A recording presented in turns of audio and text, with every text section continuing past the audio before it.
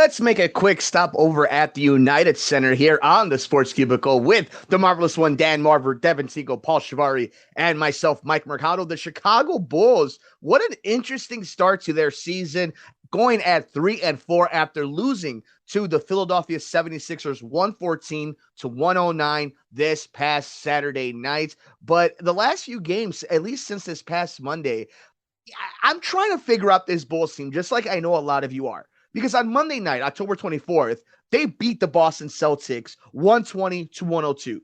Then they beat the Indiana Pacers, a game they should win, 124 to 109.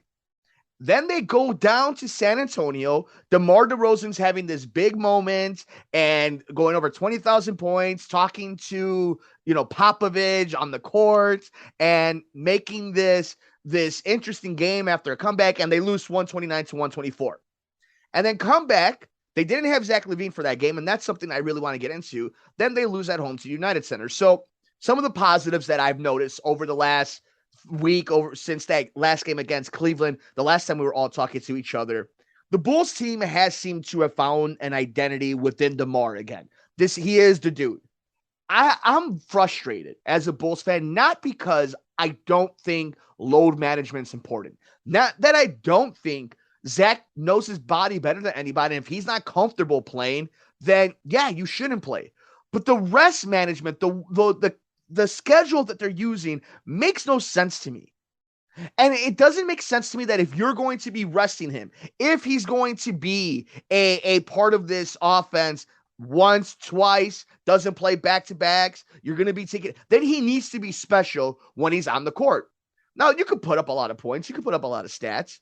But unless you're being that dude, you can't be missing games and going 34 minutes, but 20 points, 3 assists, and 2 rebounds.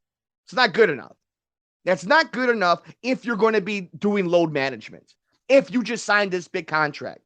Where was this conversation before the season started? That's all I want to know. That's the big thing I want to know about this Bulls team when it comes to Zach LaVine. Where was his knee issue? We knew that he had a procedure on it. We know it was affecting him last season, but they paid him a lot of money. And the doctors must have been okay with what they saw if they were going to give him this huge contract they did this offseason. But it's still something that I have my eye on. It's still something I'm sure a lot of you guys have your eye on. How long is this going to be a thing for them? I think Nikola Vucevic has been a pleasant bounce back. Averaging about 17 points. I think Ayo Dosunmu, you talk about a diamond in the rough. Anybody who watched Big Ten basketball or U of I basketball knew that he was a really nice player, Big Ten player of the year. But so many teams missed him. Why? Because he was 21, got all the way down to the second round, and now you have yourself if not a starting point guard when Lonzo's not here, somebody who's going to be part of a rotation, somebody who's going to be part of your team. Somebody who's going to get paid in this league. And Patrick Williams has been I think, the most concerning thing that isn't Zach LaVine, because he is out there. He is getting the minutes.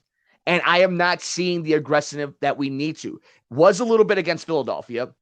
But if this Bulls team, and it's cliche, it's an old record, we've done it 1,000 times. If they want to be special, they want to be next tier, not just one and done in the playoffs, not just a play-in team. It can't just be DeMar. It can't just be Zach. And it can't just be Vooch. They're good players. They're all-stars. They aren't superstars.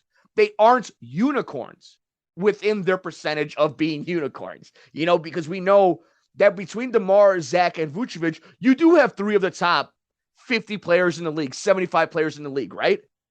But when you start getting to these great teams, they got a lot of guys who are 2 of the top 15, 2 of the top 20. Bulls don't have that. So they need a complete effort, a complete team effort. Dragic has been awesome. Drummond has been awesome. Caruso has stayed awesome. Javonte Green, dog.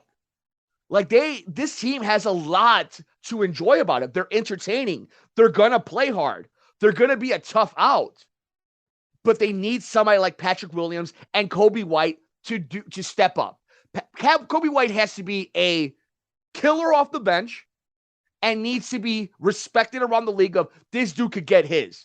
He could get buckets. He doesn't need to drop 20. He doesn't need to be Russell Westbrook. He doesn't, back in the day, he doesn't need to be any of these cats. We don't want him to be Russell Westbrook in these days, but he doesn't need to be an MVP, but he needs to do something. And I think that's where a lot of frustration and a lot of concern for Bulls fans is. Kobe White has played pretty nice. He's hit some big shots. We want to see more of that. Patrick Williams needs to do more.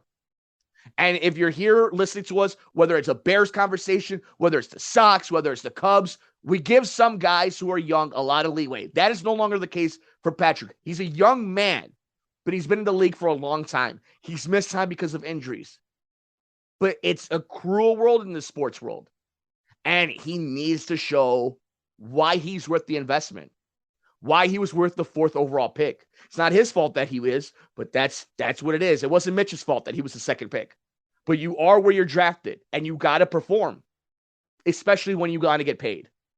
But I think for the Chicago Bulls right now at 3-4, tough division, tough conference. They're in a lot of games. They got professional players. They're a respected team. They're going to be right around 500. It's what we've been saying. But if you could sneak a win here or there, if you can play some of these teams hard, if you can win games against the Boston Celtics, if you can win games, even though you didn't, if you can find a way to keep winning games against Miami or try to steal a game against Embiid, which you've never been able to do, you can get out of that play-in. But it's going to be interesting to see how this season plays out. The rest of November now coming out plays for the Chicago Bulls. Their upcoming schedule, Tuesday night in Brooklyn, they take on the, oh my goodness, you call them a head case, fascinating, interesting, hateable Brooklyn Nets. Then they are home against the Hornets on Wednesday, a back-to-back. So we'll see what happens with Zach there. And on Friday, November 4th, the Bulls are shipping off to Boston to take on the Celtics. And the next time we will talk to you, the Bulls will be playing the Toronto Raptors on Sunday in Canada. We got more coming up here on the Sports Cubicle. It's the marvelous one, Dan Marver. It's Devin Tingle. It's Paul Chivari. I'm Mike Mercado.